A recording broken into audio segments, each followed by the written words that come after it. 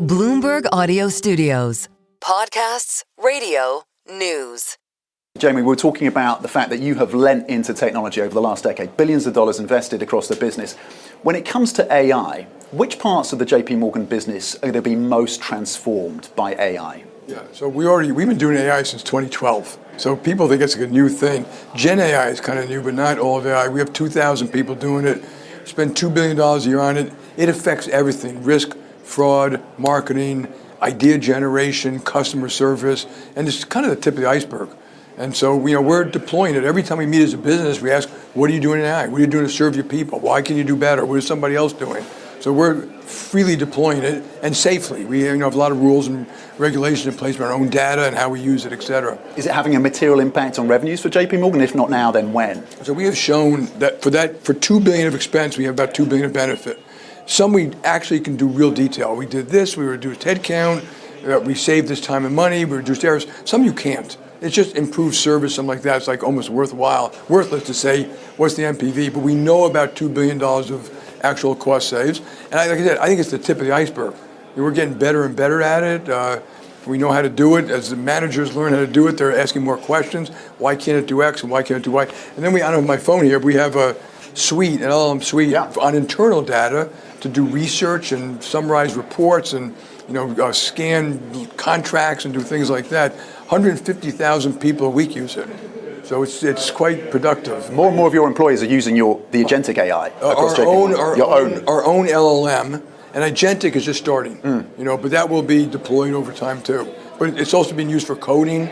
I mean, it's being used quite broadly now, and like I said, part of it is getting your mind working around how you're going to use this thing, and so our managers and leaders have to do it.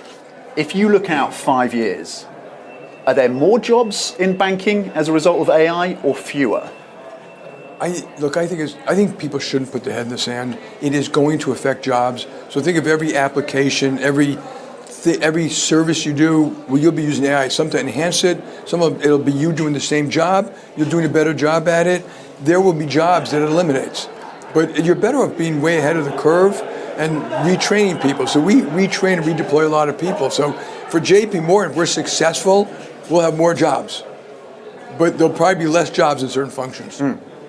When you look at the spend on AI, infrastructure, chips, OpenAI, it's not making a profit. Loss-making, deals of about $1 trillion this year. The hyperscalers, the spend there. What is your reaction when you see those numbers crossing? Are you comfortable with that kind of spend on the infrastructure around AI? It's a lot. I'm not sure it's all ever going to be totally spent. I think when you look at big tech, like tech that happens like this, and you go look at cars, you look at television, you look at internet, big money's got spent. There were a lot of losers, a lot of winners. In total, it was productive. So take the internet bubble. Remember that blew up, and the amount of people. You and I could probably name 100 companies that were worth $50 billion and disappeared. But out of it came Facebook, YouTube, Google. So there will be real big companies, real big success. It will work, in spite of the fact that not everyone who invests in it is going to have a great investment return. And of course, those investments are part of what has powered this bull market in stocks. And on Sunday, it'll be 3 years of that bull market. Where do you think we are in that bull market? Is there any complacency there? Is it underpinned by rational factors? Is there more momentum? Yeah, look, we're in a bull market. It's been clear. Asset prices are high, credit spreads are low, consumer's still okay, the consumer has jobs. Remember, jobs are what usually starts to force people to cut back and change things, and consumers spend less and companies cut back. So far, so good. There are a lot of issues out there that the economy's got to deal with, from all the geopolitical stuff. Maybe they'll sort out well. What's going to happen to inflation? I'm a little more nervous about inflation not coming down like people expect. That might be a surprise. On the other hand, there's a lot of spending. There's a lot of government spending, which is inflationary too, by the way. And so, I don't know. I hope for the best, plan for the worst. And you're not worried about a recession in 2026 for the US? You made that clear. I think it could happen in 2026. I'm not worried about it as a different statement. We'll deal with it. We'll serve our clients. We'll navigate through it. A lot of us have been through them before. You don't wish it because certain people get hurt, but it could happen in 2026. We're still, of course, in the US government shutdown. But I do think there are positives. Like deregulation is a real positive, which also helps animal spirits as a positive. And in the one big beautiful bill, there's also more stimulus that has positives for the economy, but maybe negatives for inflation. So how it all sorts out, we'll see. markets are looking through the US government shutdown. Is there a period of time, if this shutdown continues, where markets start to wake up and become concerned? I don't think so. Look, I don't like shutdowns. I think it's just a bad idea, and I don't care what the Democrats, Republicans say. It's a bad idea. It's not a way to run a railroad. I don't think it's critical. We've had, I forgot the number, 4 or 5 or 6. One of them went for 35 days. I'm not sure anyone really affected the economy and the market in a real way. You mentioned inflation. You said you're a little bit more concerned about inflation than maybe some others. Markets pricing in about 100 basis points of cuts between now and this time next year from the Fed. Does that therefore seem reasonable to you, or markets are over their skis in pricing? I think markets have to make a forecast. I want to point out that forecasts have almost always been wrong, and the Fed's been wrong too. So it isn't like their forecast is going to be accurate. If inflation goes up, starts ticking up for whatever reason, and it might, it's going to be hard to do 100 points. They might do some, and then they have the battle, the give and take of if unemployment starts going up, well, obviously they're going to do some. So we'll see. You've long talked about geopolitics as being a risk factor. We're seeing gold at $4,000. We're seeing Bitcoin at record highs. The dollar, though, year to date, down about 8% on the Bloomberg Dollar Index. Are you seeing structural shifts out of the US dollar, and is that a sustained theme? A little bit, but again, I wouldn't have heartburn over it. The dollar did well for a long time. If you own U.S. stocks, so foreigners own something like $35 trillion of U.S. stocks and bonds, and because the stock market's gone up, your allocation to the U.S. has gone up.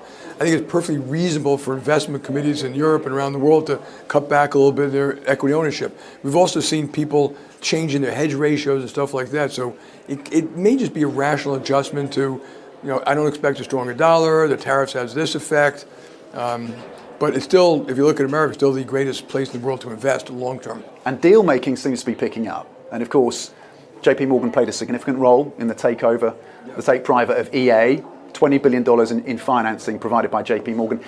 Is that a marker in the sand? Is that a one-off as a deal of that type? Or is it a sign of more competition between, frankly, the banks and private credit? Well, look, we're agnostic about private credit, so there may be competition or not. We want our customers to do what's in their interest. We offer both, and we did that whole deal in 11 days, and we didn't do it that way to make a point to private credit. If they said do it differently, we could have done it differently too. And so, but there's a lot of merger talk. There's a lot of firepower.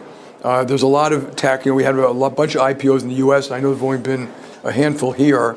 The tech world is still doing quite well. The 800 companies here. I think it was 400 last year. We have 500 bankers coming. The innovation economy globally around the world, including we've added like 50 alone here. So, look, I'm a long-term optimist. I do think asset prices are high, credit spreads are low, and you should take that in consideration how you think about the future. When we talk about credit and you talk about debt, I'm thinking of some data, in fact, that JPMorgan put out on auto loans. Biggest losses in the most recent months, I think since March of 2020. Is that idiosyncratic to auto loans in the US, or are you seeing other weak links being stressed? I think there were 1 or 2 frauds, which I won't go through, but in general, consumer credit was so good, it's basically, most of that's just normalizing. For both credit card, but subprime order is a little bit worse than normalizing. It doesn't look like it's getting worse from here, but it might. But a lot of that, if you look at the history of credit for consumers, it's employment. It's when employment or home prices go way down, which we don't maybe not expect, that drives credit. The administration is talking about possibly changing the requirement around quarterly earnings. Yeah. And you've talked about this, you've written about this with Warren Buffett around the guidance part of earnings and quarterly guidance. Would you welcome a change like that? And would it mean a change at JPMorgan in terms of how often you update I would welcome it. We still probably update investors quarterly with much less stuff, and we just be very transparent. I think the bigger problem wasn't just reporting quarterly, it was forecasting where CEOs get their back up against the wall, they have to meet these things, earnings, and they start doing dumb stuff to meet earnings, and that kind of public pressure. I think it's a smaller part of a much bigger problem. We've gone from 8,000 public companies in 1996 to like 4,000 today. And that, I'm not sure that's good. We drive companies out of it. We have cookie cutter governance. Some activists are good, but they're activists. There's litigation. There's cookie cutter compensation. There's very expensive listing. There's disclosure rules, which you've heard about them here. I mean, endless rules, and that it makes it hard for a small company to go public. So I think, and they're trying to do that here, have an active small company going public. That's what we all need. And they create an equity culture, which Rachel Reeves was trying to do here. And I think they're doing a good job reducing regulations, trying to make it easier to do business, and reducing regulation in banks, but also in business in general. You want an active market, and we've kind of crushed it. And because the research laws and MiFID and disclosure requirements. So if I was a regulator, I would take a step back and look at the whole system and say, how can we improve it and make it safer? And look at it holistically as opposed to, just everything's like a one-off conversation. I need to talk to you about some other changes that the Trump administration has taken. You are a champion of capitalism and free market capitalism. Yeah. So when you see stakes taken by the administration, or the US government, let's put it that way, in terms of Intel, golden share for US steel, investments in a lithium mine producer, how does that sit with you? Yeah. So the first thing is there are legitimate complaints around trade. So just take that first. Some are around just unfair trade. It's unfair to use, it's not just tariffs, it's surpluses, it's capital, it's quotas, it's just, it's the non-tariff barriers. And then there's national security related. So I think in national security, you have to take some special thing. I call it industrial policy, but it's got to be done right. It's got to come with permitting, no virtual signaling. And so like the deal that was done for MP, I thought they did a very smart thing. They're giving MP, which we were part of banking, does rare earths magnets, because they're going to have a long-term contract with the government, it gives them a chance to survive, to get through it. They call it the Valley of Death. And they bought a piece they're going to do that. So I thought that was really well done. I'm not going to comment all of them. I think you have to be very careful when you get involved in that kind of stuff. Why are you doing it? What's the long-term benefit? And then, of course, if Democrats get in power, they're going to do even more of it. So I would be very cautious about how you go about that. I do think they need to do more. You cannot do certain things in the United States. You think a company's going to do it, they'll be bankrupt in 7 months. They either need free land, cheaper financing, and maybe the most important thing is long-term purchase agreements with defense or companies or something that gives them a real chance to build a business. You touched on the fact, look, we're here in the UK. The Chancellor was here. She addressed the summit. She addressed the conference. She's making those changes.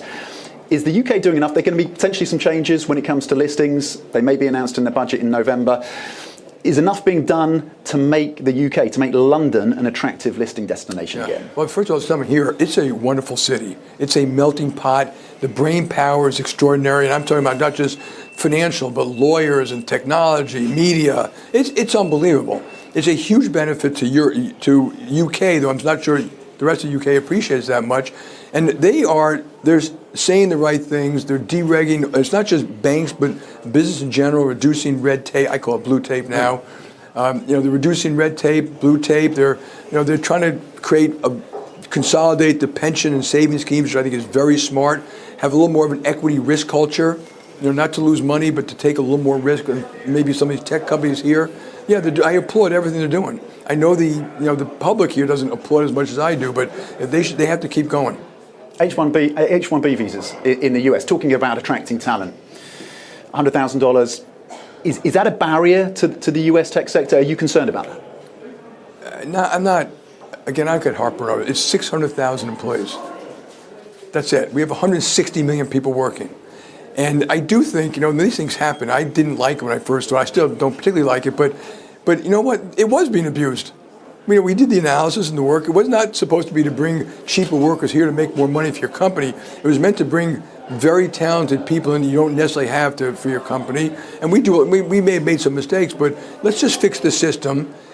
I was with the president once, and he said more merit-based, more merit-based. In fact, I heard him say we should stamp a green card in every person in this country who went to university or advanced degrees and have them stay here and build their career here. That would be my belief. I want them to go back to that, not make it harder to be or make it easier for real merit-based. You speak to the president every week? No. Okay. I've spoken to him a couple of times. Jamie Dimon, Chairman, CEO, JPMorgan. Thank you very much indeed. Really appreciate it.